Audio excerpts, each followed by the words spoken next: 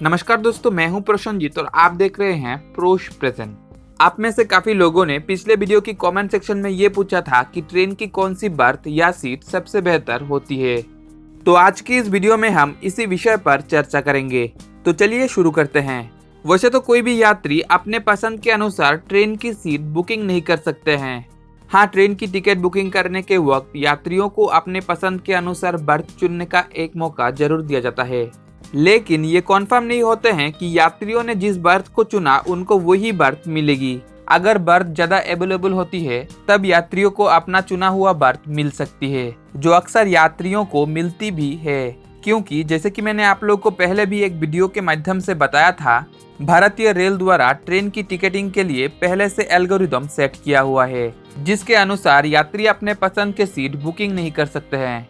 अगर आप में से कोई ये जानना चाहते हैं कि रेलवे द्वारा यात्रियों को अपने पसंद के अनुसार सीट चुनने का मौका क्यों नहीं दिया जाता है, तो इस टॉपिक पर मैंने ऑलरेडी एक वीडियो बना के रखा है, जिसकी लिंक आप लोगों को इस वीडियो की आई बटन और डिस्क्रिप्शन पर मिल जाएगी।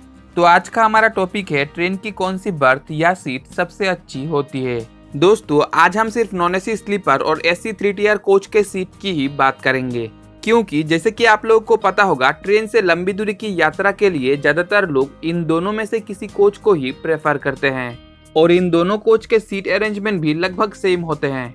इन दोनों कोच के बीच सबसे बड़ा अंतर यह है, एसी 3 टियर कोच एक एसी कोच होते हैं और नॉन एसी स्लीपर कोच एक आम नॉन एसी कोच होते हैं, और इन दोनों कोच के हर केबिन पर 2 upper berth, 2 middle birth, 2 lower berth और एक साइड लोअर और एक साइड अपर बर्थ होते हैं। और वैसे तो हर तरह की बर्थ अपने अपने जगह पे ठीक होते हैं, और हर तरह की बर्थ पर कुछ अच्छाई और कुछ न कुछ बुराई भी होते हैं। अगर एक लाइन पर बोलूं तो आपको कौन सी बर्थ चाहिए ये आपके जरूरत पर निर्भर करती है। वो कैसे, ये इस वीडियो की अंत तक आप लोगों को पता चल जाएगा। तो चलिए सबसे पहले अपर बर्थ की बात करते हैं, जिसको शॉर्ट में यू भी कहा जाता है। अपर बर्थ ज्यादातर ऐसे लोगों के लिए फायदेमंद साबित होते हैं जो अकेले यात्रा करते हैं और जिनको सोकर यात्रा करना पसंद होती है, क्योंकि अपर बर्थ पर यात्री जब चाहे तब सो सकते हैं। अपर बर्थ वाले यात्री को कोई भी डिस्टर्ब करने वाले नहीं होते हैं। अपर बर्थ पर यात्री अपने फोन या लैपटॉप को चलाते हुए काफी अच्छे से यात्रा कर सकते हैं।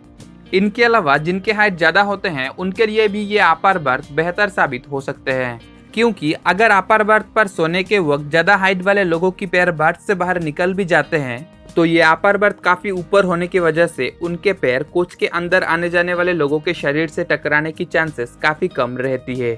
लेकिन ये अपर बर्थ ऐसे लोगों के लिए उतना फायदेमंद साबित नहीं हो सकते हैं जिनकी उम्र काफी ज्यादा हो चुकी है, और जिनका कोई बीमार या शरीर कमजोर है, या कोई महिला जिनके साथ बच्चे होते हैं, क्योंकि जैसे कि आप लोगों को पता होगा, यात्रियों को अपर बर्थ तक पहुंचने के लिए कुछ सीढ़ियों का सहारा लेना पड़ता है।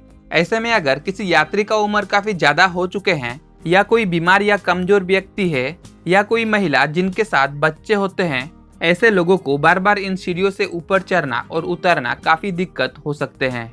और वैसे भी भारतीय रेल की टिकटिंग एल्गोरिदम द्वारा सीनियर सिटीजन को हमेशा लोअर बर्थ उपलब्ध करने की प्रयास रहती है। तो चलिए अब बात करते हैं मिडिल बर्थ की, जिसको शॉर्ट में एम भी कहा जाता है।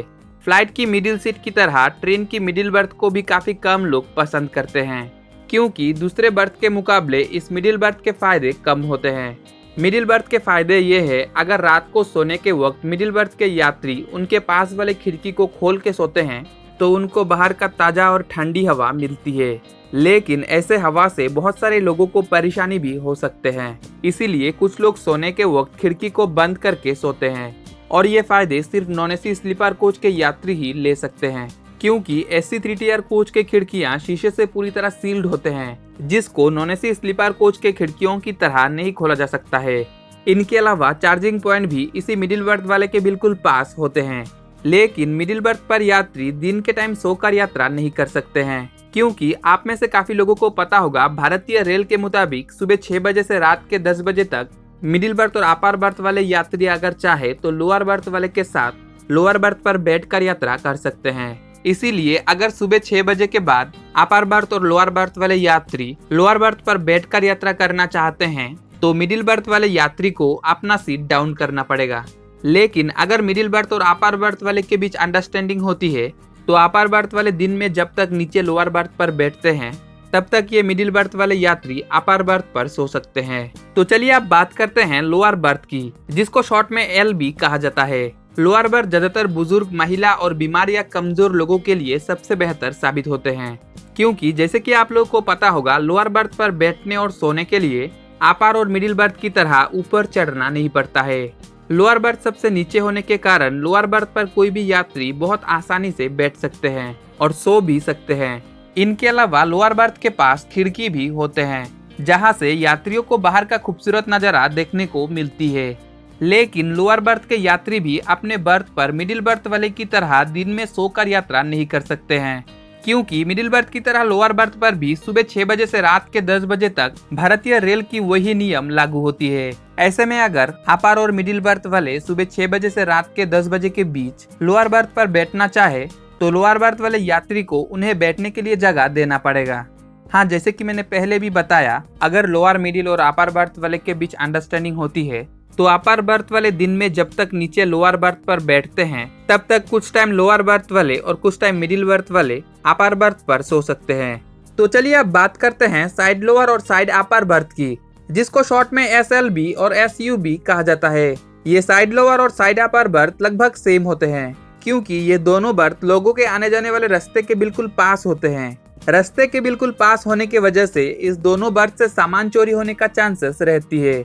इसीलिए इस दोनों बर्थ वाले यात्रियों को अपना सामान बहुत सावधानी से ले जाना पड़ता है। इस दोनों बर्थ के बीच सबसे बड़ा अंतर ये है, ये साइड अपर बर्थ जहाँ ऊपर होते हैं और दूसरी तरफ ये साइड लोअर बर्थ नीचे होते हैं। और ये साइड लोअर और साइड अपर बर्थ ज्यादातर ऐसे लोगों के लिए बेहतर साबित होते हैं जिनको ट्रेन से यात्रा के दौरान बाहर का खूबसूरत नजारा देखने को पसंद होती है, क्योंकि ये दोनों बर्थ खिड़की के बिल्कुल पास होते हैं। लेकिन जिनके हाइट काफी ज्यादा होते हैं उनको इन दोनों बर्थ पर सोने के टाइम थोड़ी परेशानी हो सकते हैं। और भारतीय रेल की सुबह 6 बजे से रात के 10 बजे तक का नियम इस साइड लोअर बर्थ पर भी लागू होती है, यानी सुबह 6 बजे से रात के 10 बजे तक साइड अपर वाले यात्री साइड लोअर बर्थ वाले के साथ नीचे बैठकर यात्रा कर सकते हैं। यानी साइड अपर वाले यात्री अपने बर्थ पर जब चाहे तब सोकर यात्रा कर सकते हैं, लेकिन साइड लोअर वाले यात्री अपने बर्थ पर दिन में सोकर यात्रा नहीं कर सकते हैं, क्योंकि साइड अपर वाले का भी हक होते हैं सुबह 6 बजे से रात के 10 बजे तक साइड लोअर बर्थ पर बैठने की। लेकिन अगर दोनों यात्रियों के बीच अंडरस्टैंडिंग होते हैं तो साइड अपर वाले जब तक दिन में नीचे बैठते हैं तब तक साइड लोअर वाले यात्री साइड अपर बर्थ पर सो सकते हैं। इनके अलावा इस साइड लोअर बर्थ को RAC वाले को भी दिया जाता है, और RAC का नियम कुछ अलग होते हैं, जहां 2 यात्रियों को एक ही बर्थ पर एडजस्ट करना पड़ता है। खैर, इस RAC यानी रिजर्वेशन अगेंस्ट कैंसिलेशन के बारे में हम एक अलग वीडियो के माध्यम से जानेंगे। तो दोस्तों, मेरा उम्मीद है कि आप लोगों को ये वीडियो जरूर पसंद आया होगा। फिर भी अगर आप लोगों के मन पे कुछ सवाल या सुझाव हैं तो कमेंट सेक्शन पर जरूर बताइएगा।